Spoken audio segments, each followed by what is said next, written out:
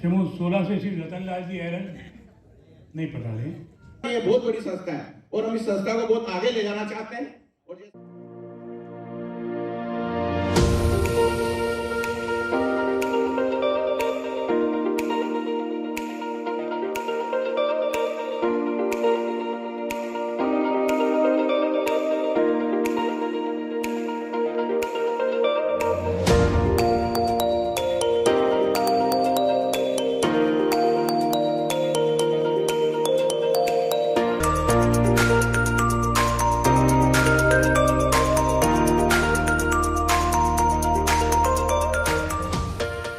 Senior citizen society की ओर से वार्षिक आम सभा का आयोजन आज माध्यमिक शिक्षा बोर्ड के राजीव गांधी सभागार में आयोजित किया गया। जानकारी देते हुए सभा के महासचिव के गौड़ ने बताया कि सीनियर सिटीजन सभा की आम सभा इस बार खुले मैदान की जगह माध्यमिक शिक्षा बोर्ड के राजीव गांधी सभागार में आज 11 से 1 तक आयोजित की गई। आम सभा में सोसाइटी द्वारा किए गए कार्य की जानकारी के साथ आगामी कार्यक्रमों की रूपरेखा भी तैयार की गई। उन्होंने बताया कि सीनियर सिटीजन समिति की उपलब्धियां व अचीवमेंट और कमियों पर चर्चा की गई। सोसाइटी 23 समूह से जुड़कर बनी है, जिसमें 5250 लोग जुड़े हुए हैं, जिनको और बढ़ाने के लिए भी संस्था कार्य करे को लेकर चर्चा की गई। कार्यक्रम में सोसाइटी के सभी पदाधिकारी व सदस्य उपस्थित रहे। आइए सावधान मुद्रा में 52 सेकंड हम अपने राष्ट्र को समर्पित करें।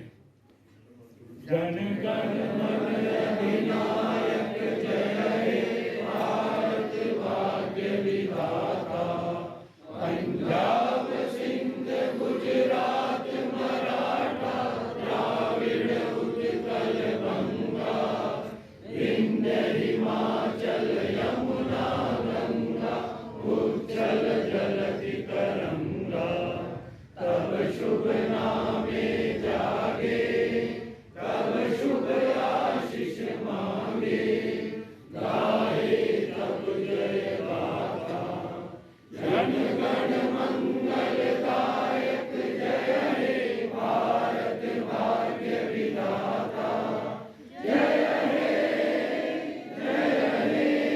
हमारी संस्था के चुनाव हुए थे जो 2 अक्टूबर को संपन्न हुए और उसी दिन उसका रिजल्ट निकल गया था। नई टीम आपके सामने बैठी हुई है। अभी आपसे सुझाव भी आमंत्रित करेंगे, आप बोलिए। और आपने देखे हमारे 3-4 प्रोग्राम हुए हैं, दिवाली स्नेह मिलन हुआ, वन भ्रमण हुआ और ये आज का आम सभा आप लोगों के साथ में है। तो हम निरंतर इसके अंदर बदलाव करते जा रहे हैं और बदलाव के अंदर ये देखा होगा कि आपने जैसे कि बैठने की सुविधा, खाना खिलाने की सुविधा और ये बुजुर्गों की उम्र का ध्यान रखते हुए बहुत से मैंने देखा आज हमारे साथी, इतनी मुझे फ़ख्र है उनके ऊपर कि वो एकदम सहारे से अपनी वॉकिंग स्टिक के साथ में यहाँ तक आ रहे हैं और इतनी एज के ऊपर मैं सबका शुक्र धन्यवाद करता हूँ। आप लोगों ने बहुत अच्छा किया, ऐसा ही जज्बा करता हूँ। आज के इस मौसम के अंदर आज जिस प्रकार से पधारे हैं, मैं उसका बहुत बहुत हार्दिक अभिनंदन करता हूँ और धन्यवाद ज्ञापित करता हूँ कि इस मौसम के अंदर आप इतनी परेशानी उठाते हुए यहाँ पधारे और हमारी आम सभा को सफल बनाया। आज आम सभा के अंदर बहुत सारे लोगों ने अपने अपने विचार रखे हैं, उसमें से 2-3 विचार जो आए थे मैं उसके संबंध में थोड़ा आपसे बात करना चाहूँगा। एक तो भूमि और भवन से संबंधित विचार आया है कि संस्था इस बारे में कुछ काम नहीं कर रही है। मैं आपको ध्यान आकर्षित करना चाहूँगा कि मैं 2 टर्म अर्थात 6 साल तक अध्यक्ष रहा हूँ। उसके पहले 3 साल महासचिव था और 3 साल में फाइनेंस सेक्रेटरी था। जब से मैंने महासचिव का कार्य संभाला था तब से अजमेर विकास प्राधिकरण के अंदर हमारी नियमित रूप से हमारी एप्लीकेशन जाती रही है और जितने भी पदाधिकारी आए हैं हम लोगों ने उनसे संपर्क स्थापित किया है।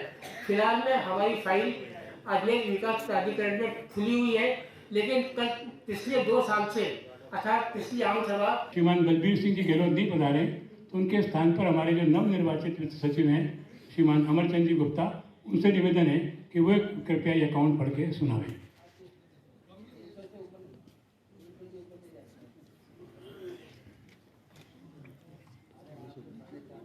हेलो।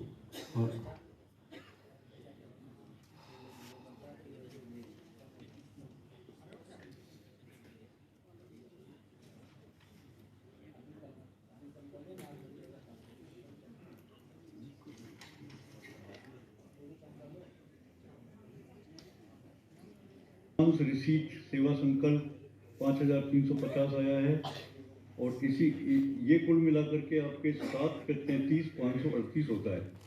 जो एक्सपेंडिचर आया है इसमें हमारे दिवाली सिले मिलन समारोह हुआ, उसमें 80,80,372 का खर्चा आया।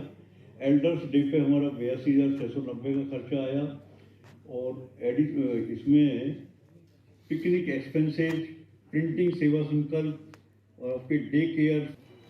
उस संस्था के सभी उपस्थित सदस्यों को नमन करते हुए, चूँकि आज की शुरुआत कुछ पंक्तियों से हुई है, तो मैं 4 पंक्तियाँ आप सबकी सेवा में पेश करके फिर अपने विचार रखता हूँ। खुदा की मोहब्बत को फना कौन करेगा? खुदा की मोहब्बत को फना कौन करेगा? सभी बंदे नेक हो तो गुनाह कौन करेगा? सभी बंदे नेक हो तो गुनाह कौन करेगा? ए खुदा, मेरी सोसाइटी को सलामत रखना, वरना मेरी सलामती की दुआ कौन करेगा? वरना मेरी सलामती की दुआ कौन करेगा? एक और रखना मेरे दुश्मनों को भी महफूज, रखना मेरे दुश्मनों को भी महफूज, वरना मेरी तेरे पास आने की दुआ कौन करेगा? वरना मेरी तेरे पास आने की दुआ कौन करेगा? बातें भी यहाँ पे हो रही थी, तो उनके विषय को काफ़ी अच्छी तरीके से वो उसको परस्यू करते हैं आगे। तो इसी तरह से जैसे कि सारी जगहों से, सारे राज्यों से और दिल्ली के स्तर पर भी, केंद्र के स्तर पर भी संस्था जो है वो इस तरह की एडवोकेसी करती रहती है। अभी जो हमें यूनिवर्सल पेंशन की जो मांग है, आप देख रहे होंगे, हमने ये उठा के रखा है कि कम से कम हम मानते हैं मिनिमम वेजेस हमारे यहाँ 6,000 रुपये है, तो कम से कम उसका आधा तो दो। जो आप यूनिवर्सल पेंशन की बात करें तो काफ़ी सारे स्टेट्स ने आंध्रा में और तेलंगाना में उसको किया भी है, पर हमारे यहाँ वो भी काफ़ी कम है। तो जैसा कि अभी आप लोग भी चर्चा कर रहे थे, तो जिन बुजुर्गों को पेंशन नहीं मिलती है, या फिर जो, क्योंकि हम ही लोग उनके बारे में सोच पाएंगे, वो जो आदमी अपना, जिसने पूरा जिंदगी भर अपना रिक्शा चलाया और अब बुढ़ापे में वो किस तरह से अपना जीवन बसर कर रहे होंगे, जो कि अनऑर्गेनाइज सेक्टर से थे बेसिकली, तो उनके लिए भी हेल्पेज जो है वो आवाज़ उठाता है। उसके अलावा बहुत सारे प्रोग्राम्स हैं भिन्न भिन्न, वो तो हेल्पेज के चलते ही रहते हैं, आप सब लोग भी जानते होंगे। पर जिस प्रोग्राम के लिए अभी हम लोगों ने आपके साथ जुड़ा, जब हम घुसे बारिश के अंदर, तो नीचे इतनी टेबलें और इतनी कुर्सियां हमारे भोजन के लिए लगी हुई हैं, उसको देख के भी तबीयत खुश हो गई कि अब अव्यवस्था मकरेड़ा की तरह यहाँ नहीं होगी। मैं गौड़ साहब से अक्सर कहता रहता हूँ कि मुझे बोलने दो, मैं तुम्हारी तारीफ करूंगा, तो ये आंखें तरेर के मुझे कहते हैं नहीं, मेरी बुराई करना। इस पर एक मैंने शेर लिखा था, वो सिर्फ गौड़ साहब पे, ये मेरे पुराने क्रिकेट के खिलाड़ी हैं, मैं जिला आबकारी अधिकारी से रिटायर हुआ हूँ। वो शेर मैंने ये लिखा था, गौड़ साहब आप प्रेम आपका स्नेह सागर, गौड़ साहब प्रेम आपका सिया राम में सब जग जानी, करहु प्रणाम जोर जुग पानी। सिया राम में सब जग जानी, करहु प्रणाम तने मन पानी। मंचासीन वर्तमान कार्यकारिणी सभी समूह संयोजक गण, सदस्य गण एवं मात्र शक्ति। थोड़ा सा समय लग जाए, शेर शायरी नहीं करूँगा, काम की बात करूँगा। मैं अकेला ही चला था 99 मंजिल, लोग जुड़ते गए, कारवां बढ़ता गया। कदाचित इसी उत्कृष्ट अवधारणा के साथ संस्थान के संस्थापक अध्यक्ष, सचिव एवं सदस्यों ने इसकी नींव रखी थी। आज उन सबके प्रति साधुवाद प्रदर्शित करते हुए इस वृद्ध वटवृक्ष के लिए, जिसे 22 समूह रूपी शाखाओं से संचित किया जा रहा है, कि साधारण सभा में सर्वजन हितार्थ कतिपय सुझावों को प्रस्तुत करने को उद्यत हूँ। लिखा इसलिए है कि भूल नहीं जाऊँ, कि गलत बोल जाऊँ।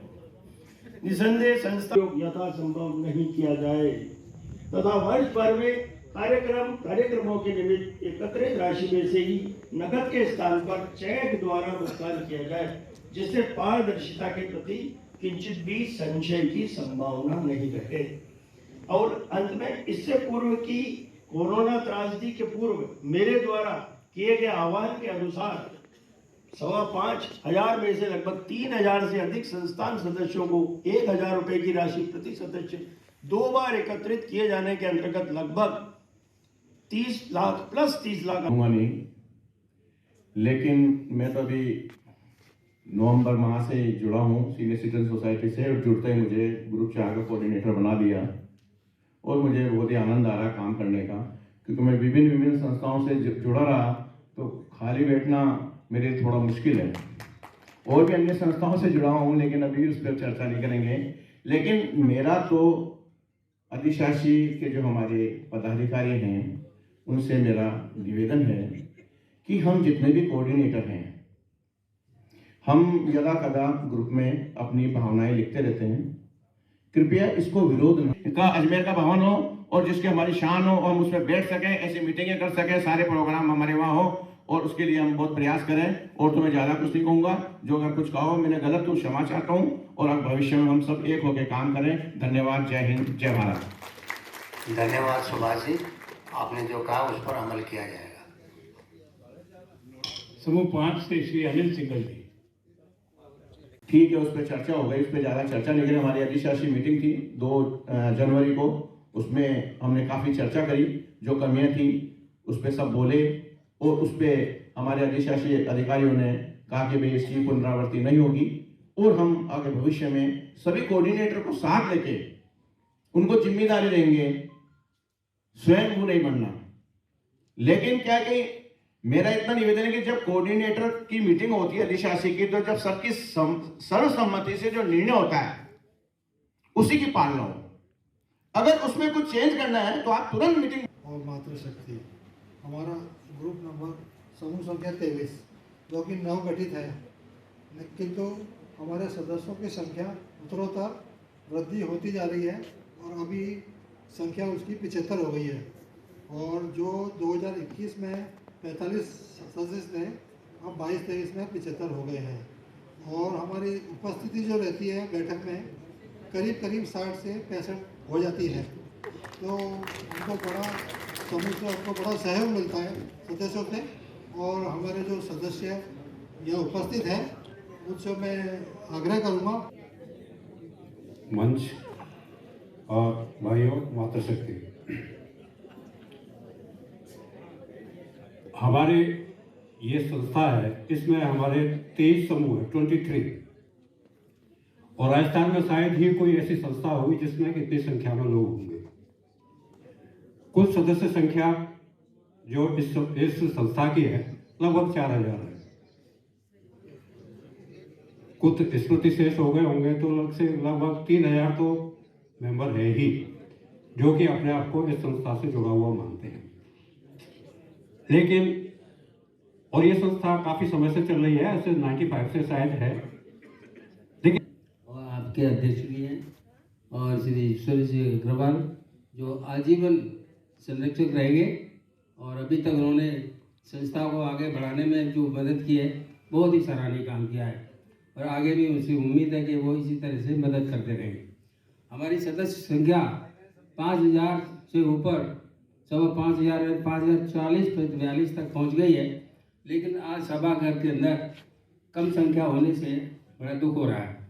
और ये आम सभा में पहले भी हुआ था, जब इलेक्शन हुए थे उस समय भी संख्या बहुत कम थी, लेकिन आज कुछ किसी प्रकार की सेवा नहीं दे रहा है, मीटिंग अटेंड नहीं करता है, तो उसका अननेसेसरी नाम को है ना चलाते रहो। इसलिए इसका प्रावधान संविधान में होना चाहिए कि उसको है ना हम डिबार्स कर सकते हैं। बाकी मेरे को जो आमंत्रित किया उसके लिए मंच को बहुत बहुत धन्यवाद। लेकिन उसको चलाने में भी मुझे कुछ समस्याएं आती हैं। मैं वृद्धाश्रम वहाँ स्थित है और वहाँ का पूरा सहयोग मेरे को मिलता है वृद्धाश्रम से, लेकिन मेरे जो कुछ साथी हैं वो वृद्धाश्रम में मीटिंग करने का कुछ विरोध सा करते हैं। उनका विरोध है कि भाई वृद्धाश्रम में मीटिंग ना की जाए तो अच्छा है, कहीं दूसरी व्यवस्था की जाए। तो दूसरी व्यवस्था के लिए और हमारा ये प्रयास रहा है कि शतरंज का खेल चूँकि एक मानसिक खेल है और छोटे से सीमित संसाधनों में खेला जाता है, लेकिन इसका जो प्रारूप और जो इसका क्षेत्र है वो दुनिया के सबसे ज़्यादा देशों में खेला जाता है।